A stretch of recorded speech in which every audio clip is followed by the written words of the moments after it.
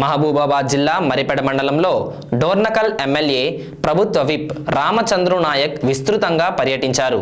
చిల్లంచెర్ల గ్రామంలోని ముది రాజులకు చేప పిల్లల పంపిణీ కార్యక్రమంలో పాల్గొని చెరువులో చేప పిల్లలను వదిలారు. మండల కేంద్రంలో గౌడ కులస్తులకు కాటమయ్య మోకులను పంపిణీ చేశారు. అనంతరం ఏర్పాటు చేసిన సమావేశంలో ఎమ్మెల్యే మాట్లాడుతూ కుల వృత్తులను కాంగ్రెస్ ప్రభుత్వం ప్రోత్సహిస్తూ అండగా ఉంటుందని హామీ ఇచ్చారు.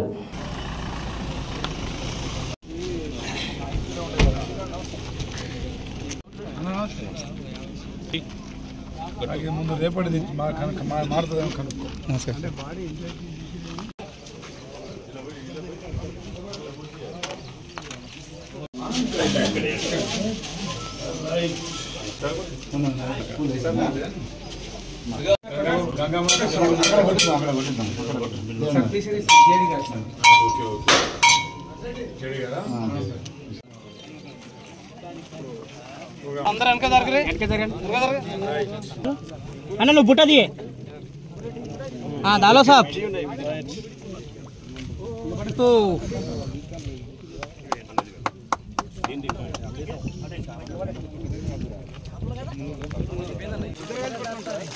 హిందీ పెట్టండి సార్ ఫోన్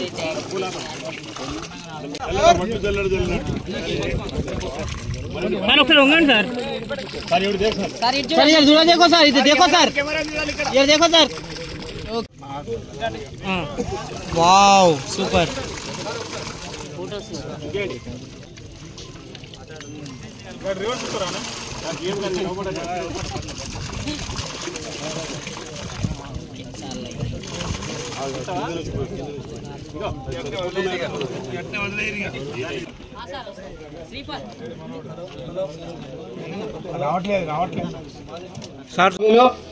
బలరాం నాయక్ గారిని వేదికను అలంకరించవలసిందిగా కోరుచున్నాం.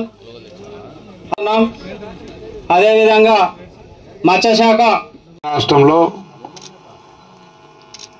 గత 10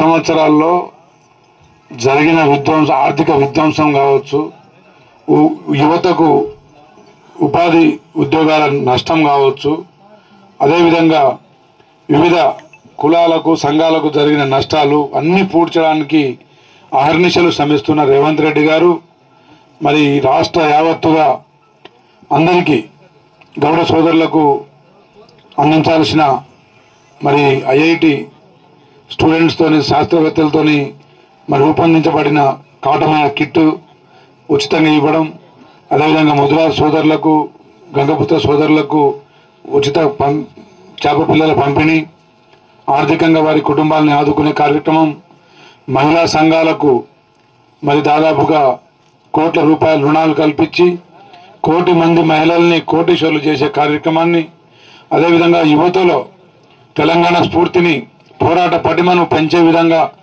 ప్రతి నియోజకవర్గంలో sports schools, integrated schools, ITI schools, skill development, sports development, young India మరి పేరు మీద ఈరోజు రాష్ట్రం అంతటా రేవంత్ రెడ్డి గారు మరి నిన్ననే దాదాపుగా ఒక 10,000 మందితోని ఎల్బీ స్టేడియంలో కార్యక్రమం చేయడం జరిగింది. అదేవిధంగా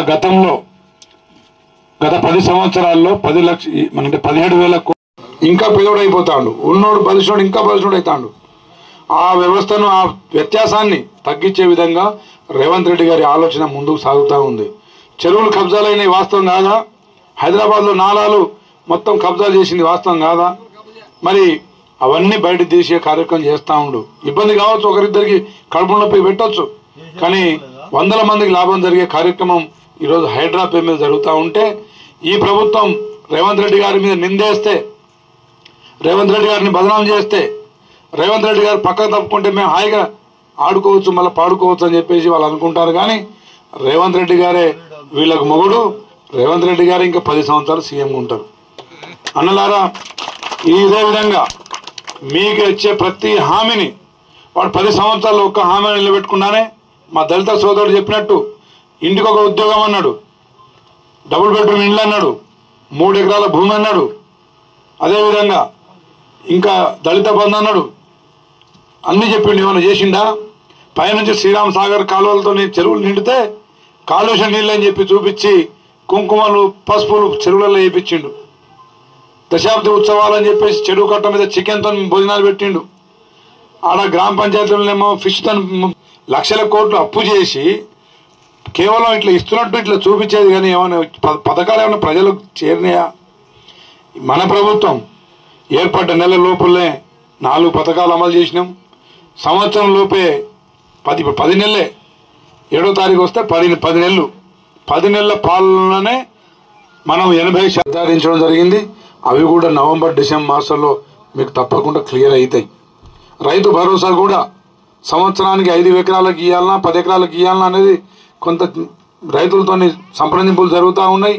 జనవరి ఫిబ్రవరి లోపే ఈ రైతు రుణమాఫీ అయిపోయిన తర్వాత ఇందిరమ్మ ఇల్లు ఇచ్చిన తర్వాత అది కూడా రైతు భరోసా కార్యక్రమం కూడా రైతులకు కష్టపడి పండించే రైతుకు మాత్రమే ఇస్తాం. మా యుగేంద్ర రెడ్డి గారి లాగా యూకలిప్టస్ పెట్టుకుంటే ఇయ్యం, జామ్యాల చెట్లు పెట్టుకుంటే ఇయ్యం, మా బలరాం నాయక్ గారి లాగా వెంచర్లు చేసుకుంటే ప్లాట్లు చేసుకుంటే ఇయ్యం.